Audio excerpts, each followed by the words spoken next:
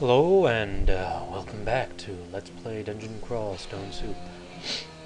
Uh, Last left off, we were still on dungeon level 7. We had just recently started worshipping Okawaru not too long ago, and we're off to a pretty good start, I think. Still haven't felt need to use any of his abilities yet, which is a good thing. We'll keep ranking up piety with him. Now, different deities work differently when it comes to how much and how often they give piety. All the good aligned deities give you positive piety over time. Piety, favor. They all give you positive favor over time. So your favor with them will constantly grow as time goes on. But with all the other gods, your favor is actually going to decrease over time. So okay. Let's see here. See if we can't use might. There we go. As I was saying,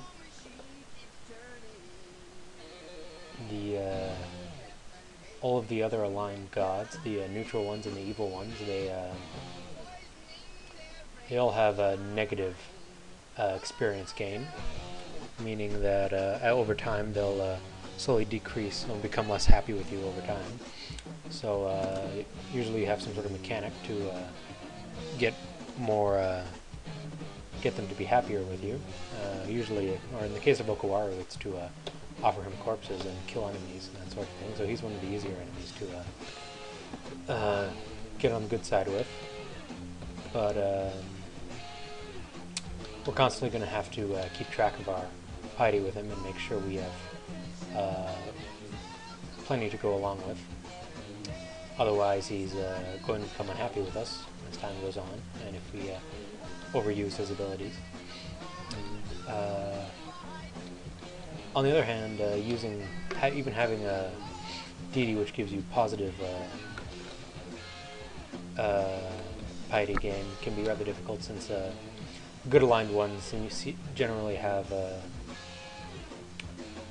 it's generally difficult to get piety from the ones who are positively aligned. Here we found a number of orcs, including an orc wizard and an orc priest. These are probably some of the more dangerous enemies you'll fight at the beginning of the game. Orc priests have a ability they can target you with. They can shoot through their allies with it and hit you. It's an unresistible smiting attack that does, I believe, a maximum of 17 damage. They tend to like to use it a lot. And you see he's already smitten us twice with it. So we're going to have to try to fight our way through this wizard to get to him. We have plenty of hit points, so we can risk trying to fight him this way.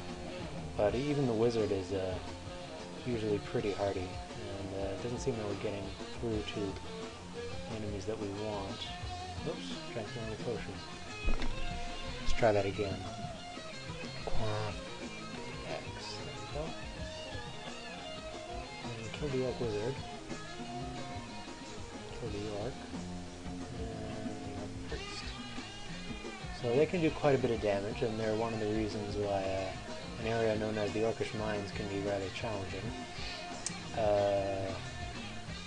The Orcish Mines are actually encountered rather quickly. They're one of the earliest dungeon branches in the game, and a lot of players like to jump into it as soon as they get into it, but this is often a trap, because in addition to things like just regular orcs, you'll also find these kinds of orcs, wizards and priests, and in large numbers they can be rather dangerous, or as we saw here, even in small numbers they can be pretty dangerous.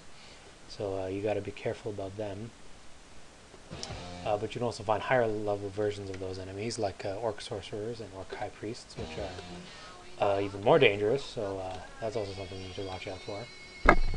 And you can also find other types of enemies, like ogres and trolls, which are very hard-hitting opponents with lots of hit points. Also very dangerous. And all in all, it's a pretty dangerous place to head into. You definitely don't want to go there too early. Or preferably, you'd probably want to go there actually quite a bit later on. You probably want to do the lair before you do the Orcish Mines. The lair is considerably less challenging usually, though in some ways it can be pretty difficult as well. Here we have a Manticore. He can be pretty dangerous. He likes to spit his tail spines at you. So let's see if we can take care of him.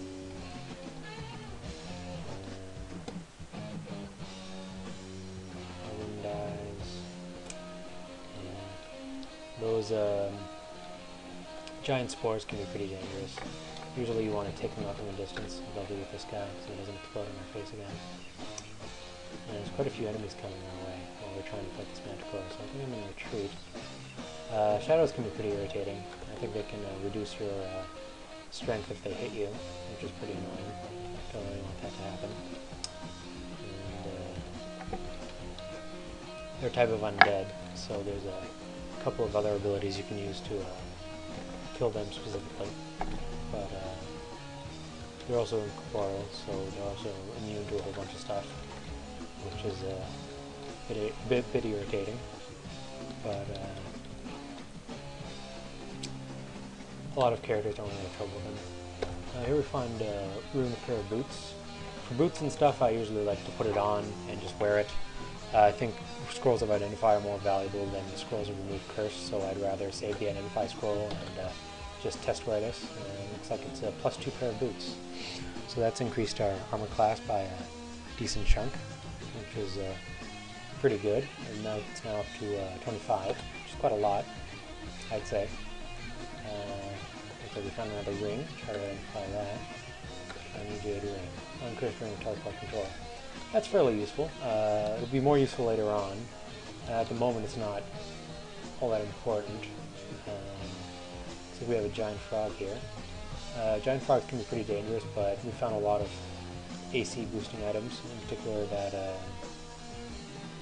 that full plate from earlier, as well as the boots we just found.